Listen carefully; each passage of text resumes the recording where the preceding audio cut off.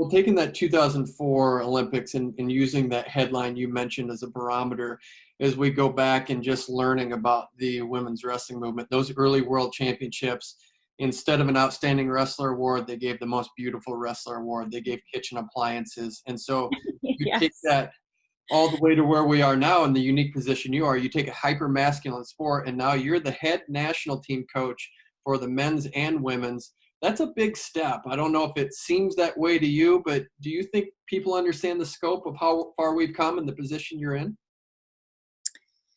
I think every country is different, and there's still definitely room to grow and ensure that, we are taking the right steps in the right direction for our sport, not just like gender specific. And so, yeah, I think that sometimes I am in my own little bubble in terms of just, doing my job and enjoying it and learning every day from it. And, but I do notice when I'm at the world stage, if I'm, in the men's, like the men's freestyle competition, I take a look around and there aren't any other female coaches that I've noticed that are, doing both. And I mean, both is just, that's just not even really something that would be practical for the most part, in terms of like the leadership, like that it's, you typically would have both, and we have in the past. It's something that we may move to, in terms of moving forward, and if funding and et cetera, like those type of things come into play. Like I would think that I do believe that having both is important.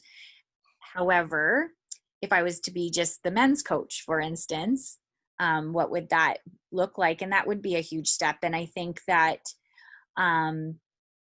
it's still unfamiliar territory for a lot of countries, but I do think that as I've gone through this, my role and my position at the world level, people are starting to notice that that's like they expect me to be there, and it's just, or they notice that I'm there a little bit more, and or it not be so strange for them, if that makes sense. Because I think at times it was, even at like, especially at the lower age level, to be honest with you, at the cadet and junior, because those coaches don't necessarily know, my background.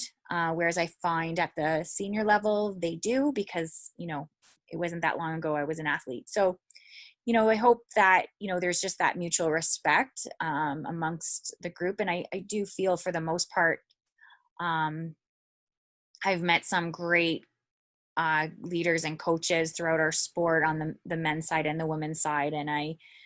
And hopefully as time goes, it's like those stepping stones, right? So, I mean, I enjoy what I do. Like I said, before, just chatting with you earlier, was I love the balance. I appreciate working with the men, and I appreciate working with the women. And so yeah, I'm very grateful for just in terms of my coaching, how it can help elevate me as a coach, and help our program and wrestling all together.